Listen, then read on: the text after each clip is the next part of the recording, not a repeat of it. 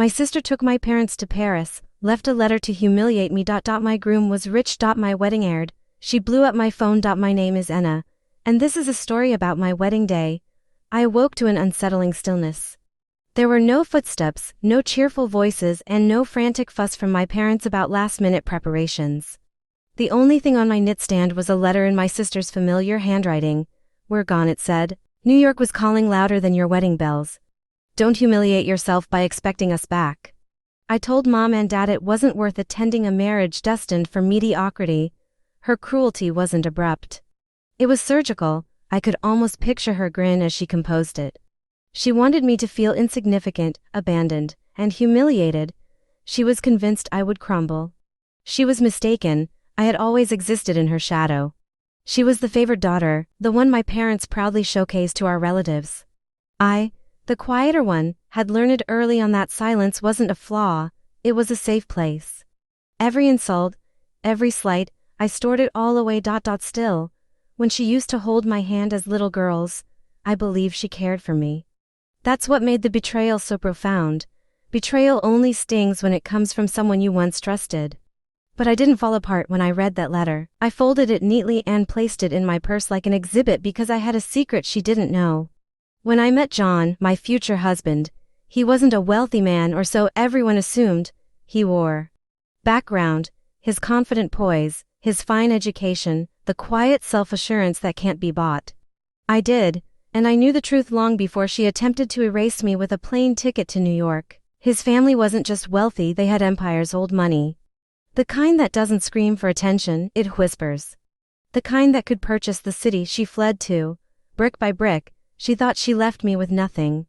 Instead, she cleared the stage for me. The ceremony started. Cameras, lights, and hushed conversations filled the air.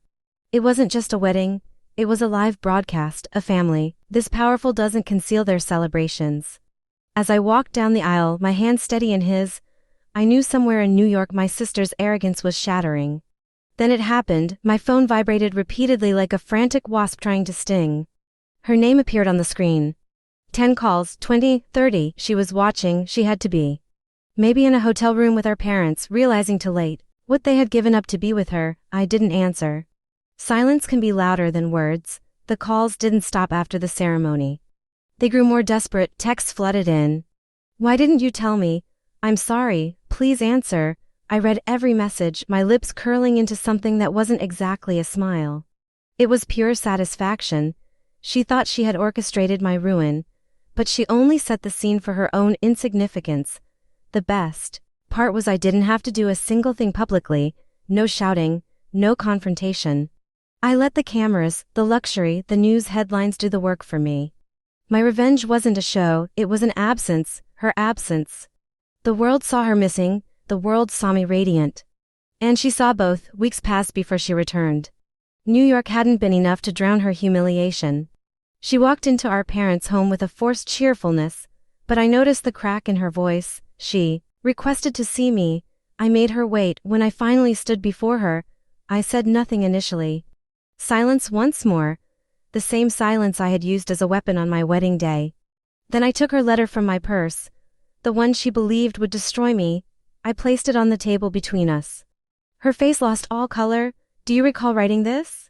I asked, my voice calm, even deadly. She nodded. "I kept it." I said, "Not because it hurt me, but because I wanted you to see the exact moment you lost your power over me."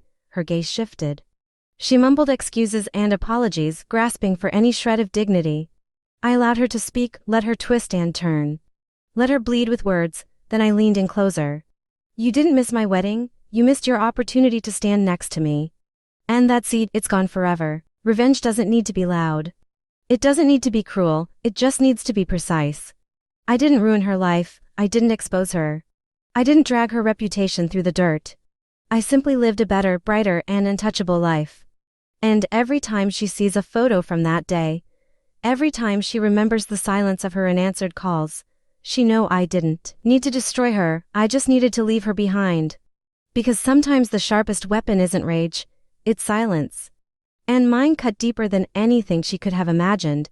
If you enjoyed this story, don't forget to hit that subscribe button and join our Home Exposed family. Your support keeps us motivated to bring you more shocking, emotional, and unforgettable stories every single day.